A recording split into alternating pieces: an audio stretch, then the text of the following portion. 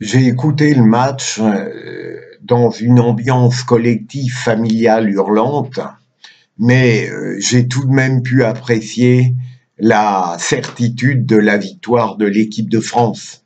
Et comme je l'avais dit précédemment, on a pu crier à la fin, c'est la France qui gagne.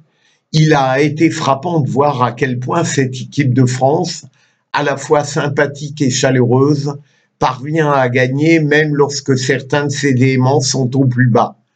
Payet a été inexistant, mais quand Payet est inexistant, le reste de l'équipe est au meilleur niveau, notamment Koscielny. Giroud s'est battu comme il n'est pas possible. Pogba a été plus simple et évidemment, il y a eu l'étincelant Griezmann.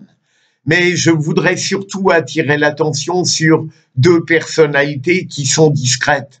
Si la France arrive en finale, avant de rencontrer le Portugal et j'espère de gagner, c'est d'abord grâce à un entraîneur formidable, simple, modeste, qui a des analyses lucides et qui a vu valider ses choix car finalement, il avait très bien fait de ne pas prendre dans l'équipe Valbuena, Benzema et à mon grand regret, Ben Arfa, qui n'aurait pas été inséré dans le collectif comme il aurait dû l'être.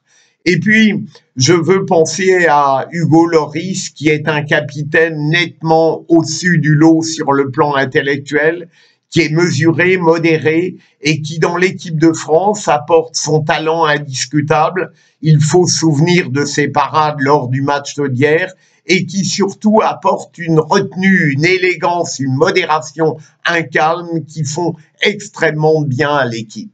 Au fond, pour terminer, avant que la France batte le Portugal, j'espère qu'elle saura museler Ronaldo, eh bien, je voudrais terminer en disant que l'élégance après le match a été du côté de Joachim Löw et de Manuel Neuer qui ont admis que la France hier leur était supérieure et qui à aucun moment n'ont évoqué le penalty pour certains peut-être litigieux. C'est une belle leçon de sport et maintenant tous dimanche soir pour la France qui, je l'espère, battra le Portugal, même si, bien sûr, une équipe qui a été médiocre tout au long du championnat d'Europe, avec un Ronaldo qui ne s'est réveillé qu'en demi-finale, peut être extrêmement dangereuse.